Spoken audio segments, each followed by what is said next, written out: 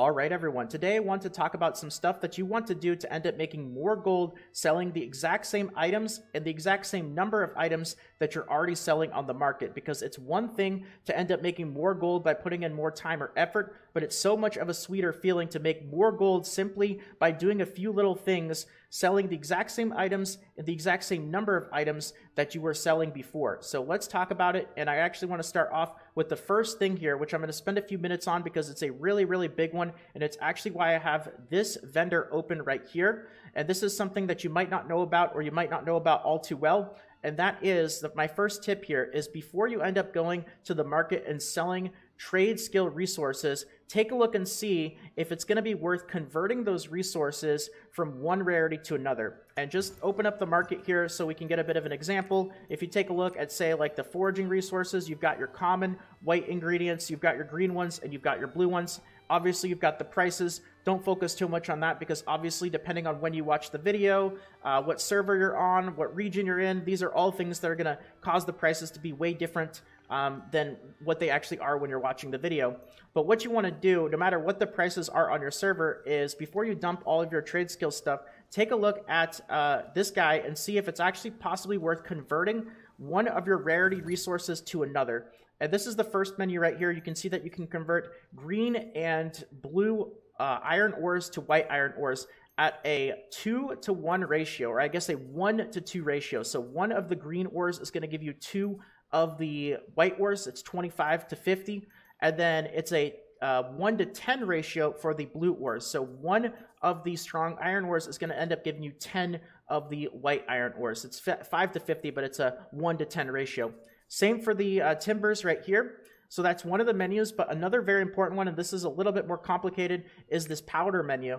And basically what you can do is you can end up turning in resources for these powders, and then you can use the powders to buy resources of the same trade skill for a different rarity. So just as an example, you can turn in 100 of the white trade skill resources to get 80 of the powders, and this one is for gathering, right? The green powders is for gathering, then the orange powders is for gathering wood, wood cutting, and so on and so forth, right? So each trade skill has its own respective color powder. Now you can end up selling your white or your green resources, and when you end up switching to the last tab, you can end up buying green or blue resources. And when you sell resources, it ends up giving you 80 powder, but when you buy resources in the different stacks, it's going to consume 100 powder.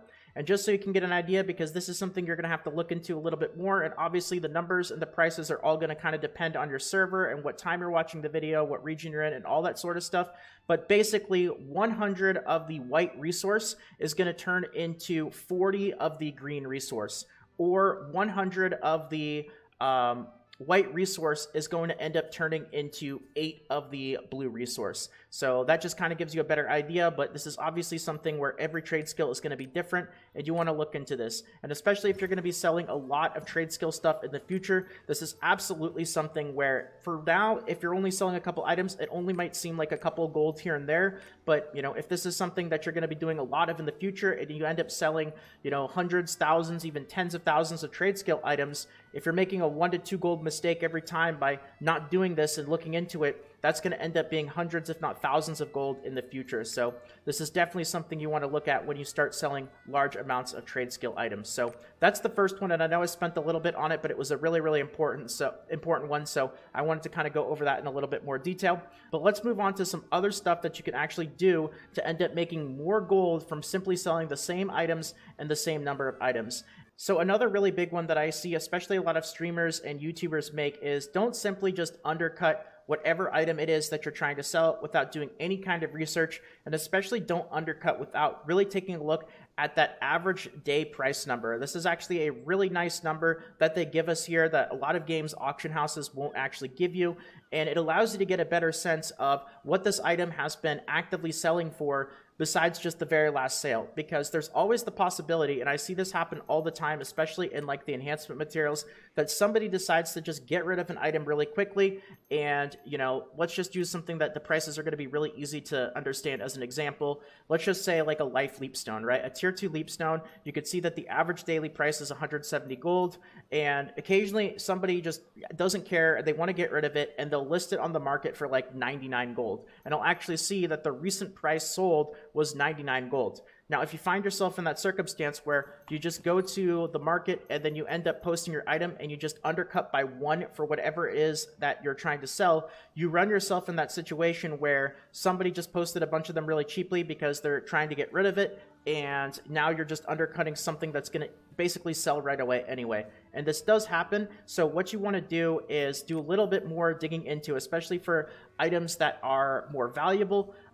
Really look at this average day price, and you should set your prices not just on what the cheapest sale has been, like what the last item that sold was, but kind of do a bit, and this is something you're going to have to kind of, you know, figure out a little bit for yourself, but basically kind of take both of these numbers, the recent price and the average day price, to come up with the better price of what you're going to sell. Just as an example for me, if I see that the average price of these was 170 and I see that the last one sold for 99 gold, I'm going to still sell mine for 160, 165 gold minimum, because I know that something fishy is going on. Somebody decided to dump theirs and they didn't care about the price. Something's not right. And almost all the time, like basically 100% of the time, even though there's one for 100 gold, and the average daily price is 170, if I put mine up for 160, 165, it's still going to sell very, very quickly. So don't fall into that situation. I see it happen all the time. I've actually seen it happen live on Twitch streams, and it's just always a bit of an oof whenever I see it. So that's a really important one. And another thing that I'll do is a lot of the times when I'm actually sorting by prices, a lot of people will sort by the lowest price when it comes to like looking at a page of items. I'll actually sort most of the time by the average daily price, because this gives you a much better idea of what the item is actually going for, whereas the lowest price could just be one last sale. So that's the next thing on the list right there. So the other thing that I want to say is when you do undercut, don't undercut by a lot. I also see this a lot, especially with streamers. You know, let's just use this Leapstone as an example because it's a really good example item. I think a lot of people are familiar with how hard these are to get and the price point and whatnot. But if you end up selling the Leapstone and you see that the last sale was 169 gold, don't put yours up for like 120, 130 gold. That's way too cheap. You're really just selling yourself short. You're giving up free gold that you really just don't have to. And especially, this is especially important for items that have a very, very large amount of sales. Like these honing materials, they are being sold like hundreds, if not thousands, every single hour, nonstop. So even if you undercut by 1 to 2 gold, that's good enough to get the job done. Items that are a bit more rare, you know, you can use your discretion. It's a little bit of a different story, but especially for things like your, another one that I see a lot of is for your honing materials, like the destruction stones, the guardian stones. These sell in such large numbers that if, you know, the recent price and the lowest price, the average daily price is like, let's say 15 gold, there's no reason for you to put yours up for like 9 to 10 gold. You're selling yourself way short, and even for just 1 gold less, it's going to sell, and it's going to sell fast. In fact, another tip that I want to give here is do a little bit of research into how much of the items are actually on the market if it's an item that's sold, like there are tons and tons of them.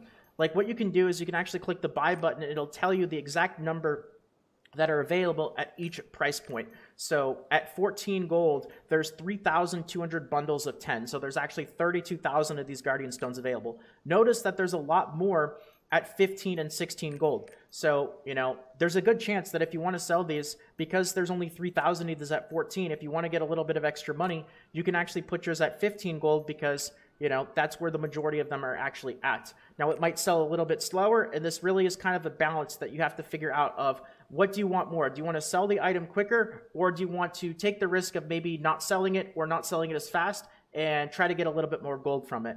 There's no 100% right or wrong answer, but look into these numbers a little bit more to get a better sense of what you want to end up selling your item for. So that's the last thing that I think I want to talk about here, because I threw a ton of info in this video, and I have plenty more. Trust me, this is kind of like my specialty when it comes to MMOs, ARPGs, and games like this. I love markets, I love economies, and I love really digging into this. So there's a lot of other stuff that I could easily get into, but I feel like I threw quite a bit in this video, so I'm going to end up leaving it here. Very well possible part 2 and maybe even part 3 coming up in the future. But for now, if you guys enjoyed and these tips are, you think these tips are going to help out, please consider leaving a quick like, consider subscribing to the channel, turning notifications on, doing all that typical YouTube stuff. And also consider checking out the Twitch stream, twitch.tv/salt, where I'll be streaming Lost Ark as well as other games. So thanks again, everyone. Have a good one. Take care. And until next time.